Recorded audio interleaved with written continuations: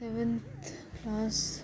Today we will start with chapter 2, word processor.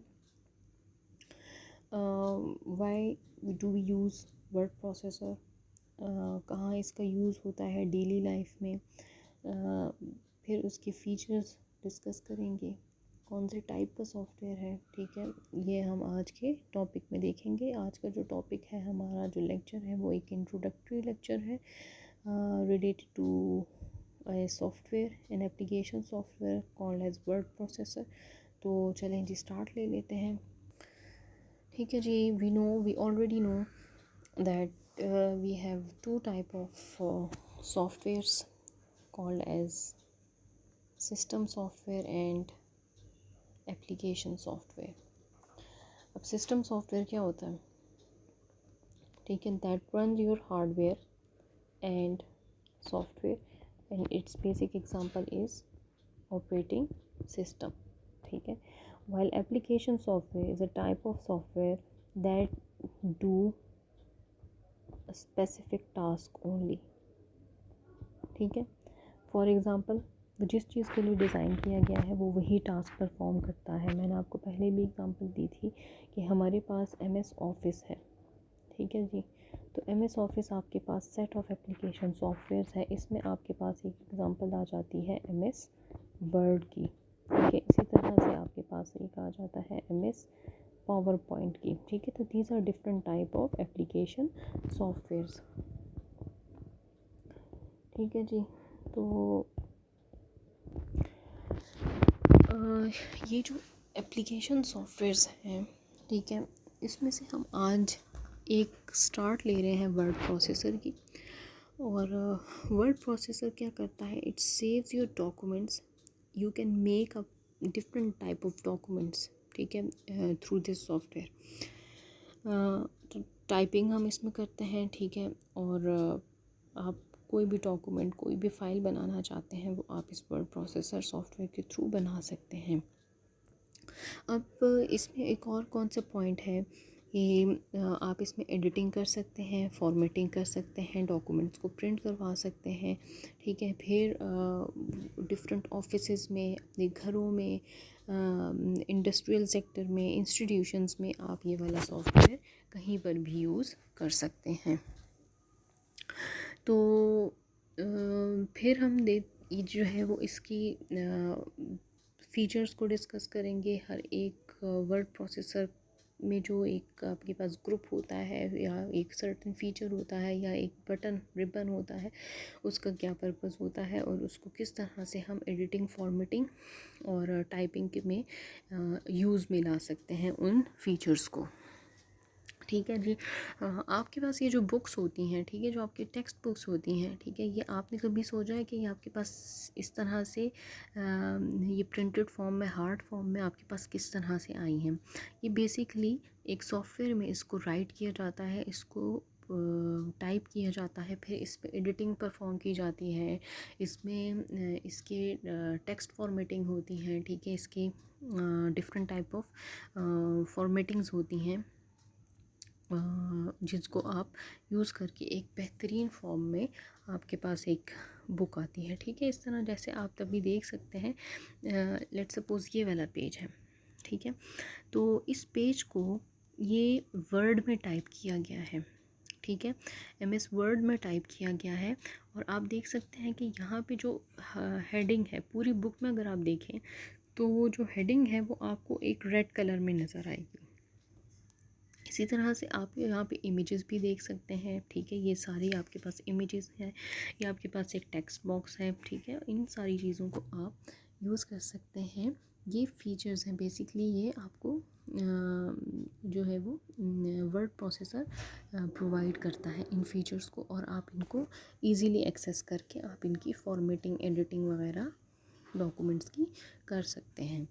तो word processor is an application software, as we have already discussed what application software is, and it is used for composing, editing, formatting and printing documents. It is basically used to process your documents. ठीक है. like your textbook.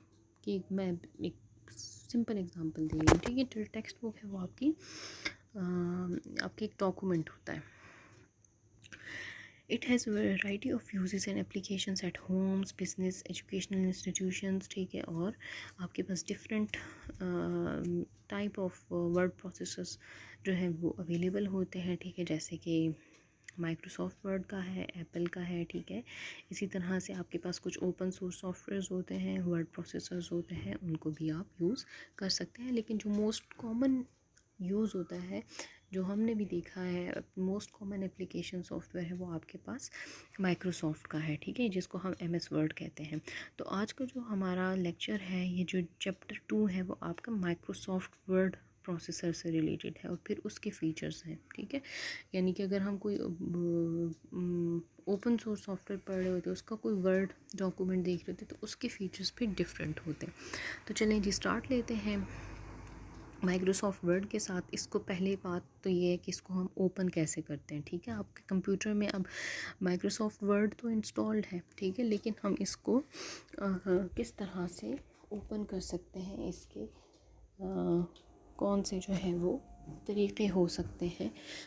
2-3 methods के through आप MS word को open कर सकते हैं। पहला क्या है, begin by clicking on the bottom left corner icon on the desktop, ठीक है। आपके पास जो डेस्कटॉप है, ठीक है जी, जो डेस्कटॉप आपके जो नज़र आ रहा होता है आपको, उस पे जब आप सिस्टम को ओपन करते हैं, ठीक है, तो आप क्या करते हैं, आपके पास एक आइकन होता है, ठीक है, जो कि बिल्कुल कॉर्नर में होता है और एक विंडोज़ की आइकन का होता है, ठीक है। इसको हम स्टार्ट मेन्यू भी कहते हैं, ठीक है। Begin by clicking on the bottom left corner icon on the desktop, इसकी बात हो रही है, ठीक है। जब आप इसको क्लिक करते हैं तो आपके पास इस तरह से एक पैनल जो है वो ओपन होता है। फिर आप क्या करते हैं, from all programmes click on Microsoft office, ठीक है। अब क्या करते हैं, आपके पास प्रोग्राम्स में आप जाते हैं, ठीक है, या ऑल ऐप्स पे आप कर सकते हैं, ठीक है। इसी तरह से मोस्ट यूज्ड में आपके पास होता है, ठीक है, जो रिसेंटली आपने एप्लीकेशंस को यूज़ किया होता है उनमें से आप एक्सेस कर सकते हैं, ठीक है। इसी तरह से आप यहाँ से ऑल ऐप्स पे कर सकते हैं, यहाँ से आप इसको ओपन कर सकते हैं। तो आपने करना क्या है कि आपने MS वर्ड को ओपन करना है। You have the option of selecting a blank document, opening a recent document और चूजिंग फ्रॉम ए टेम्पलेट, ठीक है जी। तो आप क्या कर सकते हैं, आप अपने डॉक्यूमेंट को ओपन कर सकते हैं, न्यू ब्लैंक डॉक्यूमेंट ओपन कर सकते हैं। डिपेंड करता है कि आप किस तरह से इसको, कौन सा वर्ड डॉक्यूमेंट, आप कोई रीसेंट डॉक्यूमेंट ओपन करना चाहते हैं, कोई टेम्पलेट से आप इसको, कोई टेम्पलेट को यूज़ करके आप कोई डॉक्यूमेंट जो है उस पर टाइपिंग करना चाहते हैं, कोई ब्लैंक डॉक्यूमेंट पे करना चाहते हैं, ठीक है। It's all up to you. Generally normally जो बाय डिफ़ॉल्ट होता है वो आपके पास ब्लैंक डॉक्यूमेंट होता है। फिर आ जाते हैं वर्ड रिबन। रिबन क्या होता है, रिबन आपके पास ये वाला पोर्शन होता है, दिस वन, ठीक है, ये। तो रिबन्स क्या है, they are 3 parts of ribbon, tabs, groups and command buttons.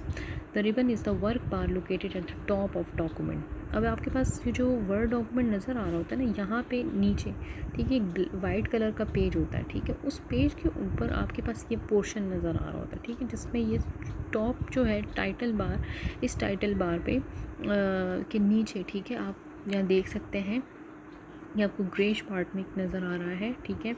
ये आपके पास बेसिकली रिबन है और रिबन के 3 पार्ट्स होते हैं, इसको 3 पार्ट्स में डिवाइड कर दिया जाता है। ये बेसिकली ये वाला पार्ट, ठीक है, दिस पार्ट इज़, ये जो येलो में आपको,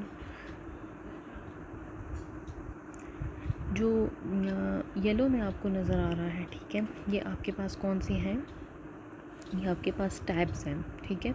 होम टैब है, इंसर्ट टैब है, डिज़ाइन, लेआउट, ये आपके पास डिफरेंट टैब्स हैं और जिस टैब को आप ओपन करते हैं उसके अकॉर्डिंग आपके पास एक रिबन ओपन होता है, ठीक है। यानी कि होम का जो रिबन होगा वो आपके पास डिफरेंट होगा, इंसर्ट का आपके पास डिफरेंट फीचर्स होंगे, डिज़ाइन में आपके पास डिफरेंट फीचर्स, बटन्स होंगे, ठीक है। और इनको आप यूज़ कर सकते हैं और किस तरह से यूज़ कर सकते हैं, जो रिबन है उसको जब आप ओपन करते हैं, ठीक है, यानी कि आपने होम टैब को ओपन किया तो उसमें आपके पास मल्टीपल ग्रुप्स होते हैं, ठीक है, और हर ग्रुप्स के अंदर जो है वो आपके पास कमांड्स वगैरह होती हैं, ठीक है। जैसे कि ये आपके पास एक ग्रुप है, ठीक है। और इस ग्रुप के अंदर आपके ये आपके पास फ़ॉन्ट ग्रुप है जो इस वक्त हाईलाइट हुआ है, ये आपके पास फ़ॉन्ट ग्रुप है।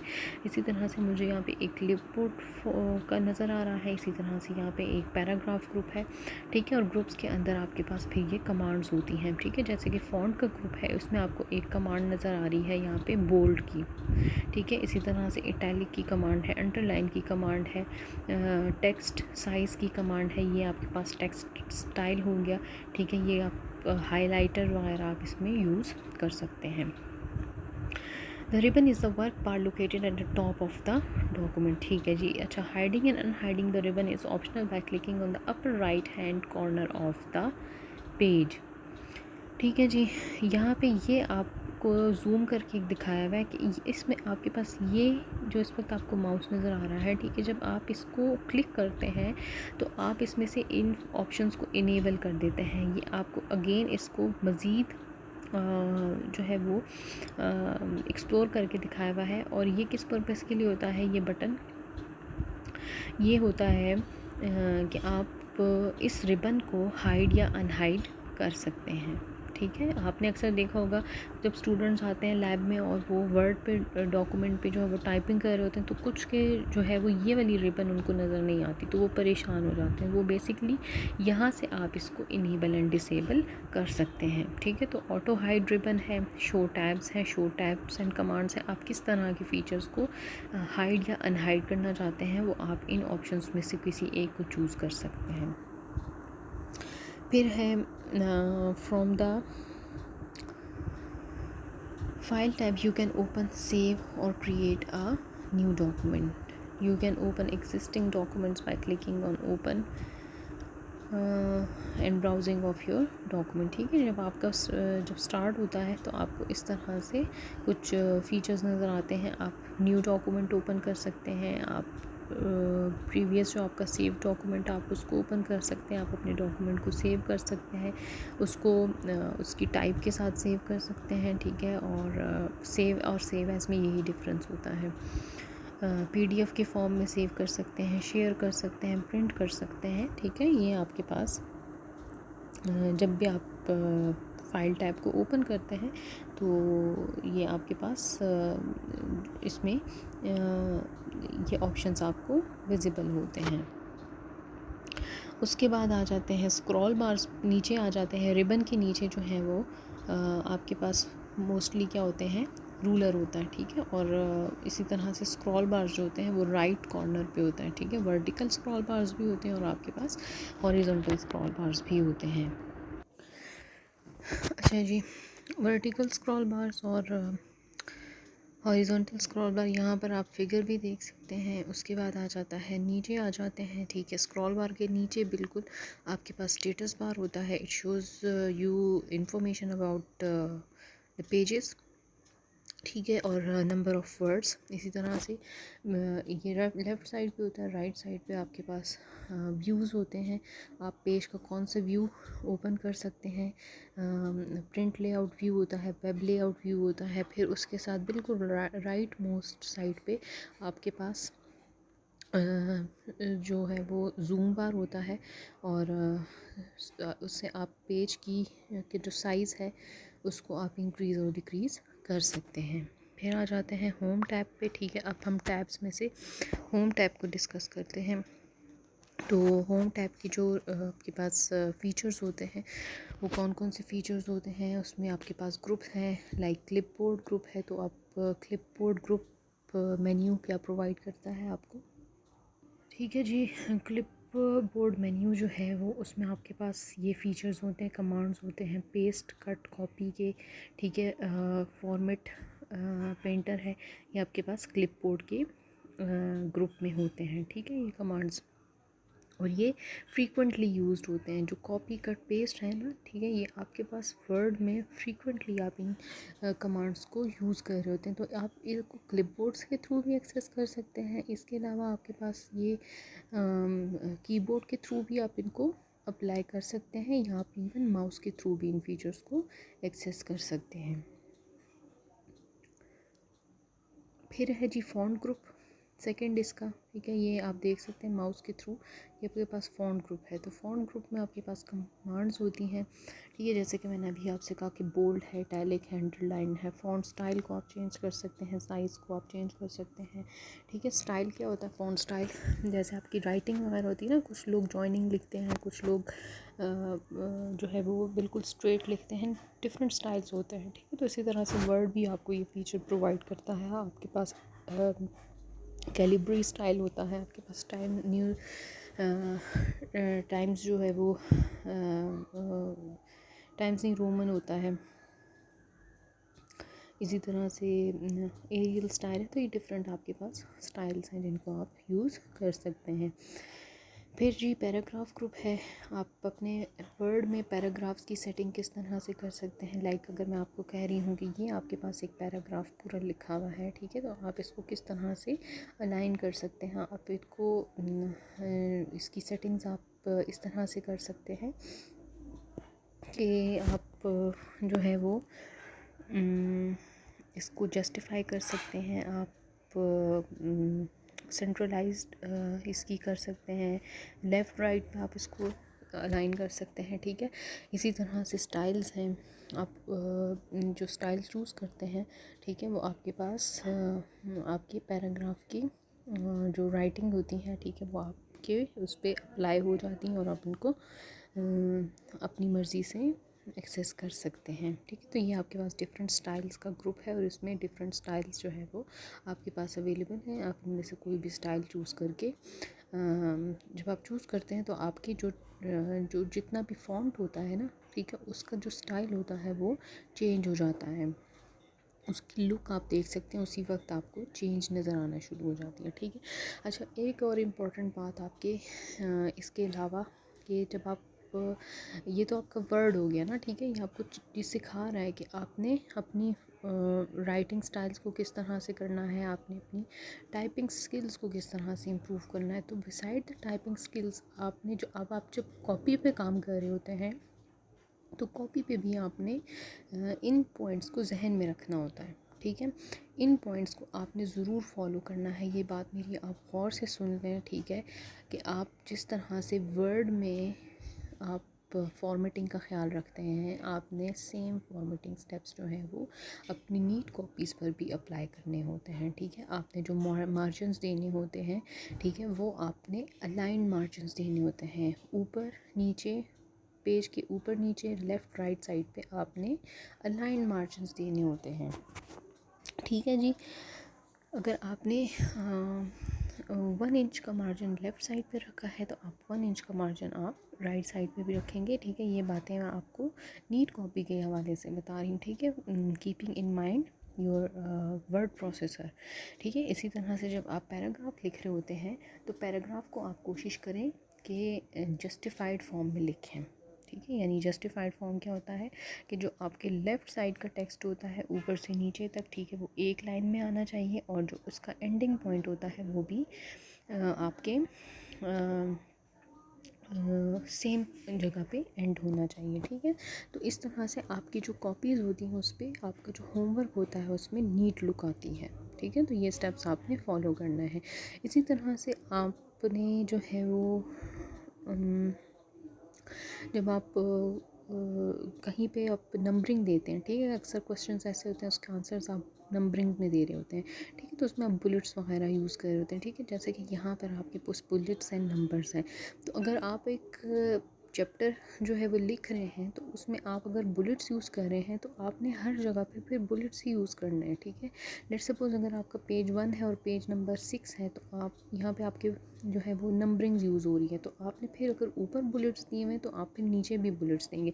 जैसे आप अपनी बुक में यहाँ देख सकते हैं, ठीक है, ये देखें आप, यहाँ पे बुलेट्स हैं, ठीक है, ये उसकी सब पार्ट्स हैं, तो सब पार्ट्स को थोड़ा सा बुलेट से डिफ्रेंशिएट किया हुआ है।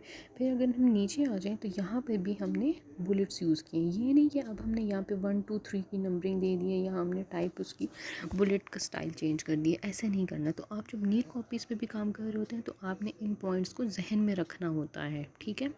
ये स्टाइल्स, ये फ़ीचर्स, ये आपके सिर्फ वर्ड पे अप्लाई नहीं होते बल्कि ये आपके कहाँ पे अप्लाई होते हैं, आपके नीट कॉपीज़ पर भी ये सारे स्टेप्स अप्लाई होते हैं, ठीक है। और इसके अलावा आप देख सकते हैं, आप अक्सर, अच्छा एक और बात, जब आप नीट कॉपीज़ पे काम कर रहे होते हैं तो आप रंग बिरंगे जो हैं वो मार्कर्स यूज़ कर रहे होते हैं, ऐसा आपने नहीं करना, ठीक है। आपने क्या करना है, आप एक ब्लैक मार्कर लें, एक ब्लू मार्कर लें, ठीक है, और एक आप अपना पेन लें ब्लू, ठीक है। और फिर आपने through out the chapter, through out the exercise उन्हीं चीज़ों को यूज़ करना है। इवन अगर आप पॉइंटर यूज़ कर रहे हैं तो फिर आपने बॉल पॉइंट यूज़ नहीं करना, ये इन बातों को आप ख्याल रखें। तो आपके जो राइटिंग स्किल्स हैं, जो लुक है, वो आपकी नीट आती है, बजाय इसके कि आप कलर्ड मार्कर्स और पेन्स और पेंसिल्स यूज़ करें। वो काम अब नहीं करना, अब आप बड़े हो गए हैं, ठीक है। आपने क्या करना है, आपने एक स्पेसिफ़िक स्टाइल को चूज़ करना है और उसी को आपने अपनी पूरी कॉपी पे अप्लाई करना है। जैसे आप अपनी बुक में देखें, यहाँ पे पूरी बुक में आपको जो मेन हेडिंग्स हैं, ठीक है, जो मेन जो आपका हेडिंग होता है वो आपका रेड कलर से स्टार्ट है, ठीक है। फ़ॉन्ट आपका सारा ब्लैक में लिखा हुआ है, जो सब हेडिंग्स हैं वो आपकी ब्लू में है, ठीक है। ये देखिए आप, रेड, ब्लू और ब्लैक, सिर्फ ये 3 कलर्स आपको पूरी बुक में नज़र आएंगे, ठीक है। और कितनी नीट लुक आ रही है, इससे क्या पता चल रहा है, ये पढ़ने वाले को पता चल रहा है कि जो रेड में होगा वो हमेशा आपके पास मेन पैराग्राफ होगा, मेन हेडिंग होगी, और जो ब्लू में होगा वो उसकी सब हेडिंग होगी, ठीक है। और जो ब्लैक में होगा वो नॉर्मल टेक्स्ट होगा। तो यही वाले जो स्टेप्स हैं वे आपने अपनी नीट कॉपीज़ पे भी हर सब्जेक्ट के लिए अप्लाई करने हैं। ज़रूरी नहीं है कि आप सिर्फ कंप्यूटर में अप्लाई करें, आपने हर सब्जेक्ट के लिए यही रूल्स फॉलो करने हैं, ठीक है। फिर